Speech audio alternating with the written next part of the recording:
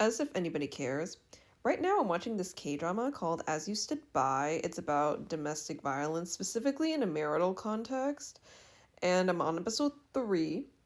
One thing that I appreciate about this K-drama so far is that it doesn't bother to humanize or have the audience sympathize with the abuser in question, because I'm really sick of all of these projects, whether they're books, films, or TV shows, trying to showcase this sob story about an abusive, violent person.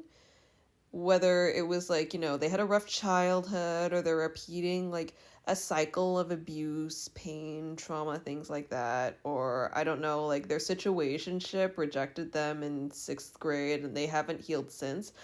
Like, I'm so sick of those, okay? Because I want like more people to accept and understand that sometimes abusers will hurt people simply because they're terrible people.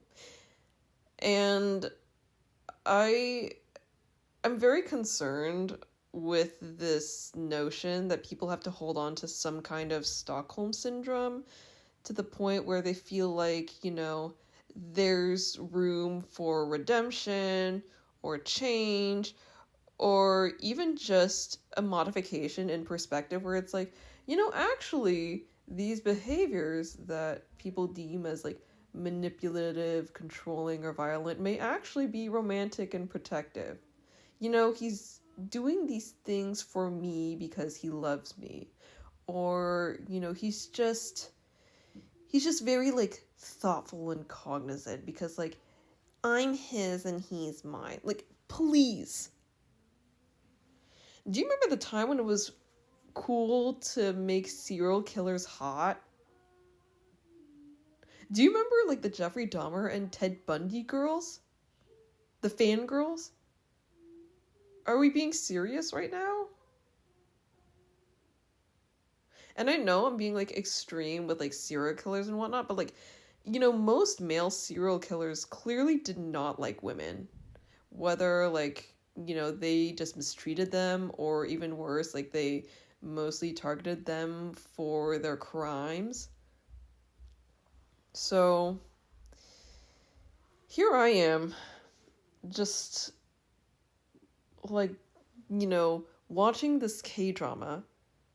And despite this, abusive husband being very rich, being successful, and I guess conventionally attractive, it only gets worse. It only gets worse. Like, number one, he beats his wife. Then in the next episode, I find out he's an alcoholic. Then in the next episode, I find out he vapes.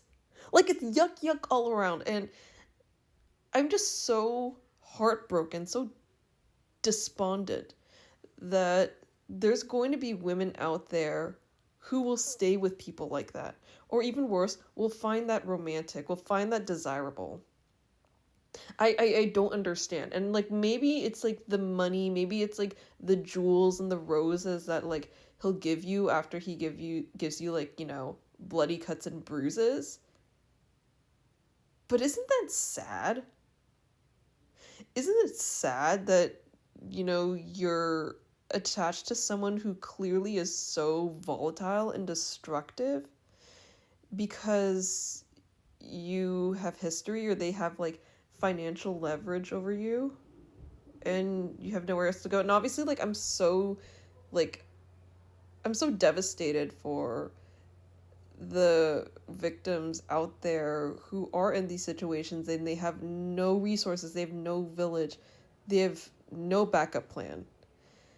And this K-drama was actually really hard for me to watch because like I get very sensitive when it comes to like scenes and anything of women just getting like physically beaten by like other people, especially men that they're supposed to trust, men they're supposed to like love and care about, and who are supposed to love them too and care about them too. Like I sometimes like it actually makes me sick. Like I sometimes like I still can't wrap my head around the fact that there are people out there like that there are men out there like that. And I would just hate to see anyone anyone that I'm close to, or even like any woman in general in that situation, let alone like being in that situation myself, okay? And this only underscores that you absolutely need to have your own career, you need to have your own educational background, you need to have your own savings. At the very least, like a plan, you know, to get there. And more importantly, like just the gall to not tolerate bullshit like that. And you know, it doesn't necessarily have to be to the magnitude where he's like punching you in the face and like throwing you against the wall, or having to like cover up your scars and your bruises with like, you know, long sleeve shirts and pants and makeup and whatnot to get you to leave. Okay, like in fact we should actually be preventing that. But anyway, that's really the messaging that I'm getting from As You Stood By. Like, sometimes abusers are just abusers because they're terrible, despicable people. And it's not because you need a reason to feel sorry for them or to give them, like, room to change and to, like, you know, rectify their ways. And even if they can, like, you don't have to be there to witness that or to see if they can do that.